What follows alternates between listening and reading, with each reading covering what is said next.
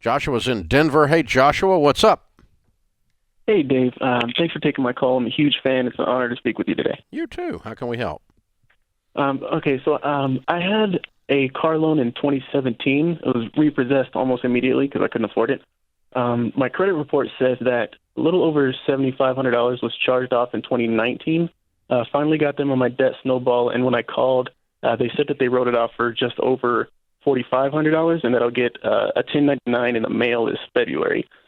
The man from Wells Fargo said that I don't owe them the debt. Does the 1099 actually replace the debt, or should I be on the lookout for the other $3,000 popping up somewhere?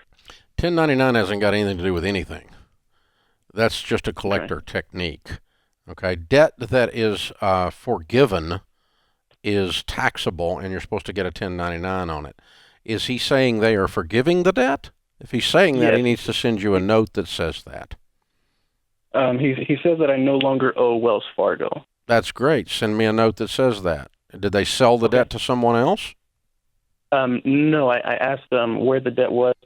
If they did, he's not telling me. I asked him where the debt was. He said the only thing that I'll get is a 1099 with $45.27 total on it, and they, as far as Wells Fargo knows, that I don't owe them the debt. Yeah.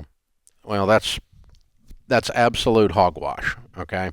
Okay. It sounded like it. Well, you're probably just dealing with a lazy guy on the other end of the phone.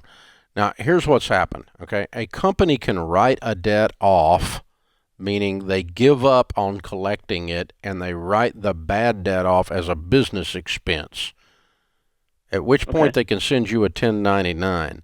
That is a tax thing. They know they want to write it off as a bad debt and take the taxes, take the deduction on the taxes for the bad debt, and they want to send you the 1099, which means you owe taxes on $4,500. And that is all proper and correct. That has nothing to do with whether you still owe the debt. Okay. If they want to forgive the debt, I want them to send me a letter or an email at least saying that this account has a zero balance, nothing is owed. So that some moron later, because what they'll do is, Wells Fargo's classically incompetent.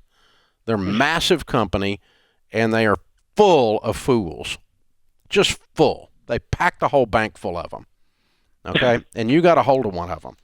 So what they'll do is they'll batch all these bad debts on these repo deficits in a package, and they'll sell them to a debt buyer for pennies on the dollar, who will then come and try to collect from you. And you will go, oh no, they said I didn't owe it. And they say, oh, well, you do owe it, because you don't have any proof in writing that you don't owe it. You had an idiot in a cubicle on the phone tell you that.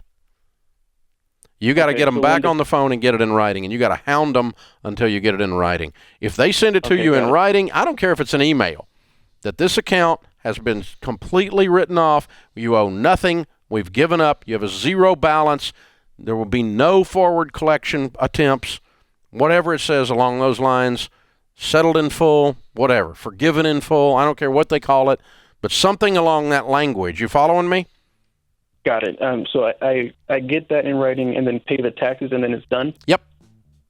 Okay, awesome. But I doubt that's going to happen. Because I think they still have sold this bad debt to somebody for a nickel on the dollar, who's going to show up on your doorstep wanting the dadgum money. For the whole thing, by the way. But because the 1099 is not a legal release from the debt. It's simply them saying, we want to write this off as a bad business expense, and we're going to put the taxes over on you. That's all it is, a tax move.